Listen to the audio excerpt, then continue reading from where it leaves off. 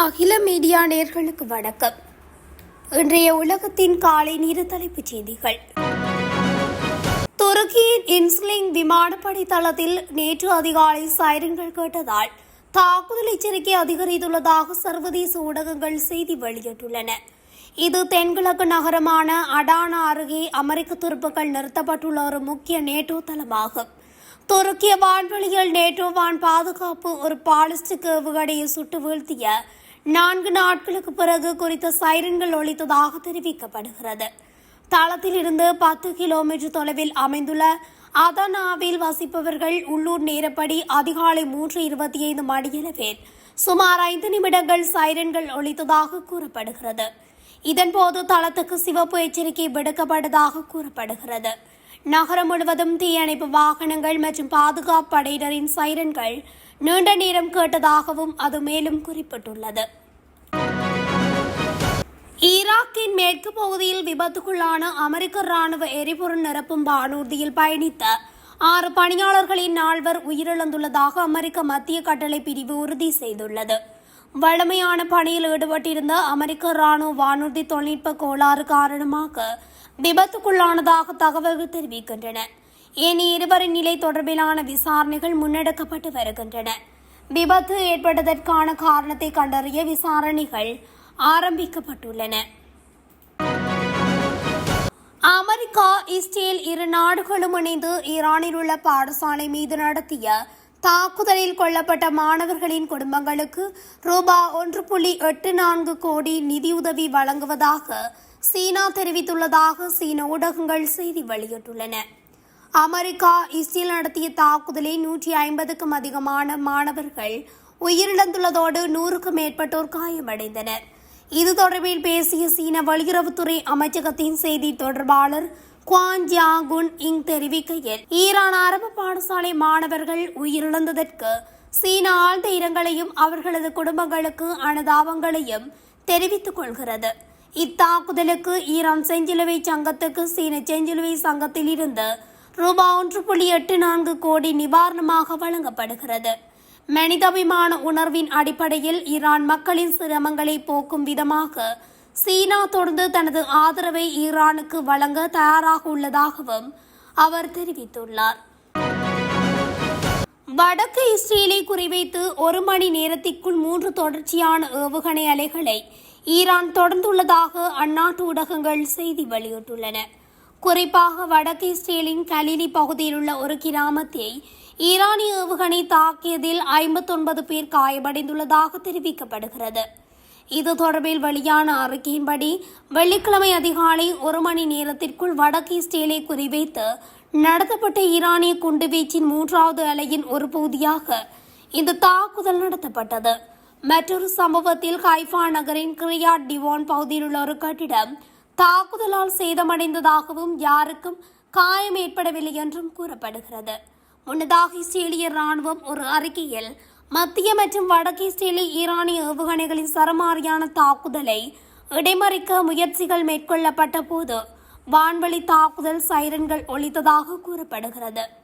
இஸ்ரேலும் அமெரிக்காவும் ஈரான் மீது ராணுவ தாக்குதல்களை நடத்தி வருகின்றன. இதில் ஈரானிய உச்ச தலைவர் அலி கமேனி, பாதுகாப்பு அதிகாரிகள் உட்பட குறைந்தது 1332 பேர் கொல்லப்பட்டனர். மேலும் 15,000க்கும் மேற்பட்டோர் காயமடைந்துள்ளனர். அமெரிக்கா தனது ஏவுகணை எதிர்ப்பு பாதுகாப்பு அமைப்பின் சில பகுதிகளை தென்கொரியாவிலிருந்து மத்திய கிழக்குக்கு மாற்றியமைத்துள்ள நிலையில் அதற்கு தென்கொரியா அதிருப்தி தெரிவித்துள்ளது.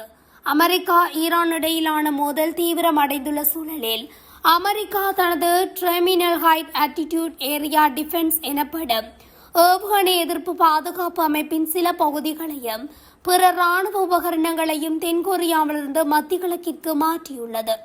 வடகொரியாவின் அணு ஆயுத அச்சுறுத்தலுக்கு எதிராக பாதுகாப்பு ஏற்பாடுகளின் ஒரு பகுதியாக தென்கொரியாவில் சுமார் 28,500 அமெரிக்க படையினர் மற்றும் பல்வேறு வான்வெளி பாதுகாப்பு அமைப்புகள் நிலைநிறுத்தப்பட்டுள்ளன.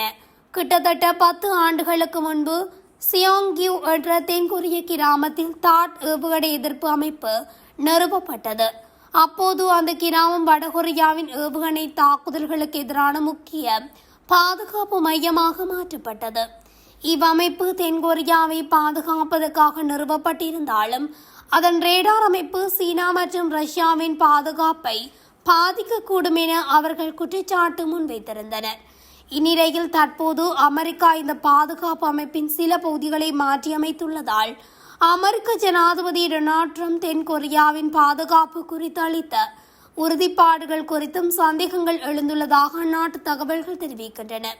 இதற்கு எதிர்ப்பு தெரிவித்த தென்கொரிய ஜனாதிபதி லீ ஜே-மியங் அமெரிக்க ஆயுதங்களை இவ்வாறு திரும்பப் பெறுவது குறித்து கவலை தெரிவித்ததாக தகவல்கள் வெளியாகியுள்ளன. இந்த மாற்றம் நாட்டின் பாதுகாப்பு திறனை குறைக்கும் அபாயமுள்ளதாக தென்கொரிய செய்தித்தாள் ஒன்று எச்சரிக்கை விடுத்துள்ளது.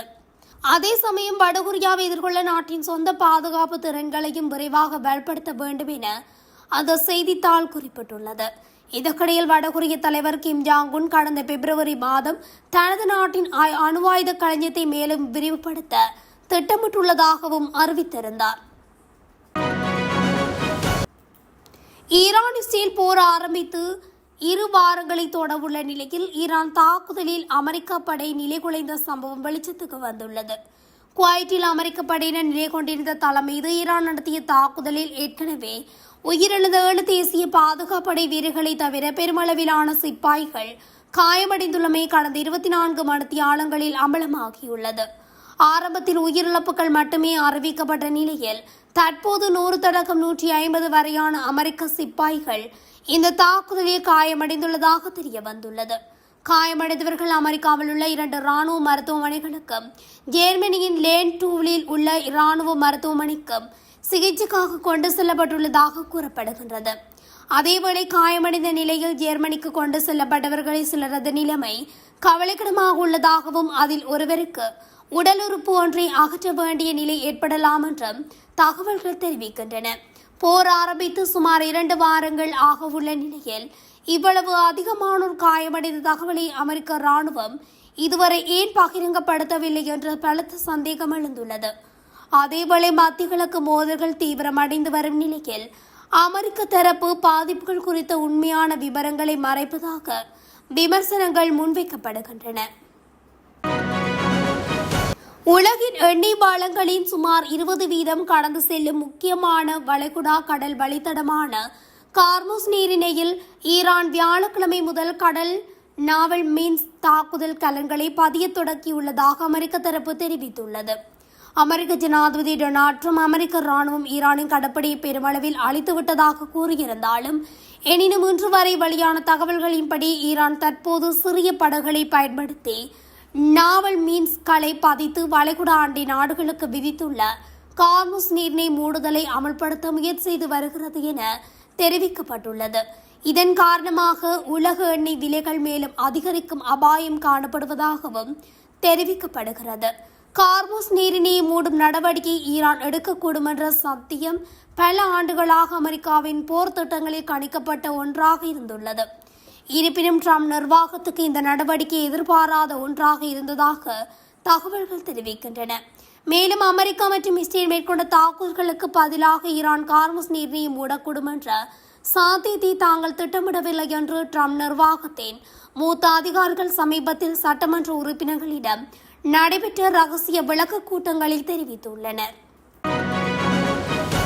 ஈரான் மீதான அமெரிக்கா இஸ்ரேல் தாக்குதல்களில் இதுவரை குறைந்தது 1444 பேர் கொல்லப்பட்டுள்ளதோடு 18,551 பேர் காயமடைந்துள்ளதாக ஈரானின் சுகாதார அமைச்சகம் தெரிவித்துள்ளது.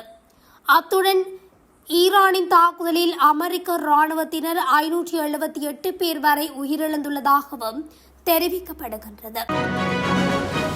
இத்துடன் அகில மீடியாவின் இன்றைய உலகத்தின் காலை நேர தலைப்புச் செய்திகள் நிறைவடைகின்றன. தொடர்ச்சியாக செய்திகளை அறிந்து கொள்ள அகில மீடியா ஊடகத்துடன் இணைந்திருங்கள். நன்றி, வணக்கம்.